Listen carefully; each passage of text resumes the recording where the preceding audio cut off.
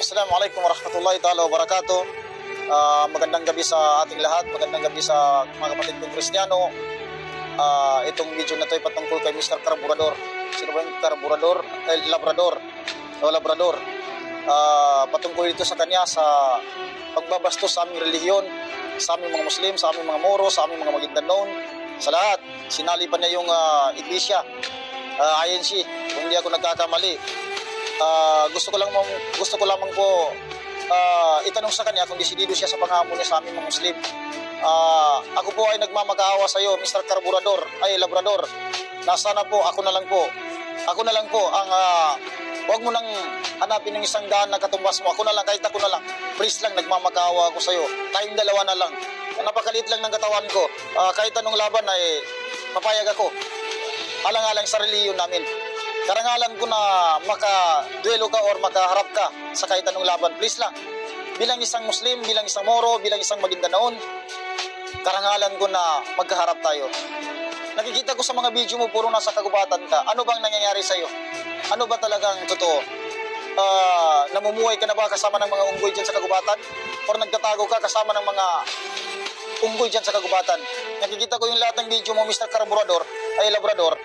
Puro nasa likod mo, kagubatan, nagtatago ka na. Wala pa namang nangyayari. Wala pa namang pagbabanta, wala pa namang nangyayari na kung ano-ano, ay bigla ka na lang nawawala. Sana makarating sa iyo ang video na to, Mr. Carburador, ay Labrador. Please lang, ako na yung nagmamakaawa. Yung tapang mo, gusto ko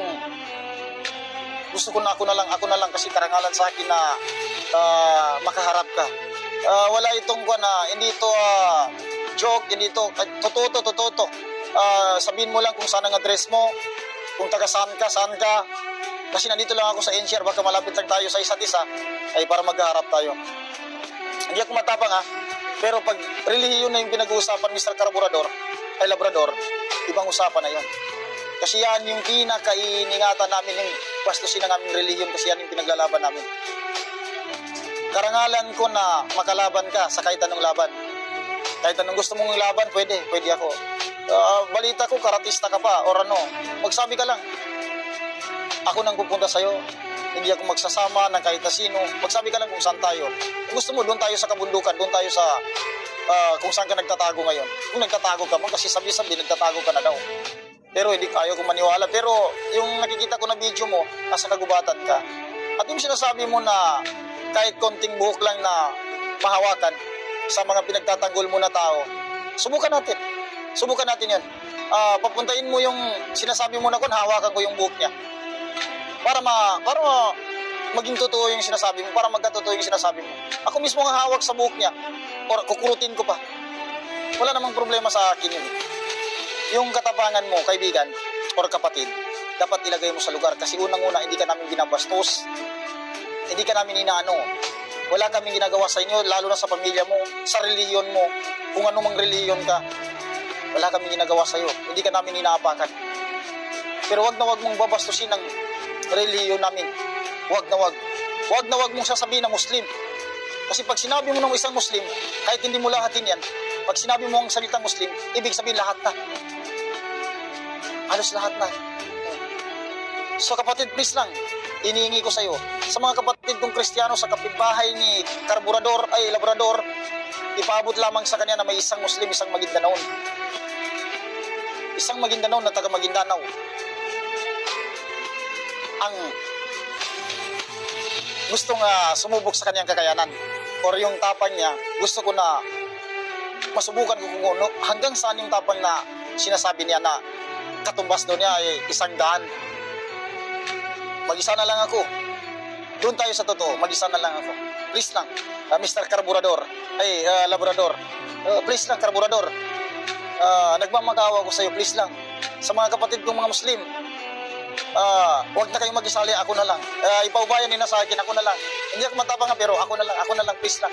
Ako na lang ang lalaban sa kanila. Inshallah ta'ala, sana magkita tayo, Mr. Carburador. Yung pagbabastos mo sa reliyon namin, sa mga kapatid kong Kristiyano, hindi ko kayo sinasali, siya lang. Yung sa pagbabastos mo sa reliyon namin, alam mo ba, kaya nga tinatawag na jihad, or kaya nga may tinatawag na mga isang Muslim na kayang makipag kahit anong laban, Alam mo na, dahil sa reliyon namin. Kasi pagdating sa reliyon, pag yan ang pinag-uusapan, kahit buhay namin ng kapalit, mas gugustuhin namin na mamatay kami na pinaglalaban namin yung reliyon namin. Inshallah, sana kapatid, magkaharap tayo inshallah ta'ala. Inshallah ta'ala kapatid. Totoong usapan to. Kung gusto mo ng laban, kahit anong laban, ako nang harapin. Ako lang mag-isa.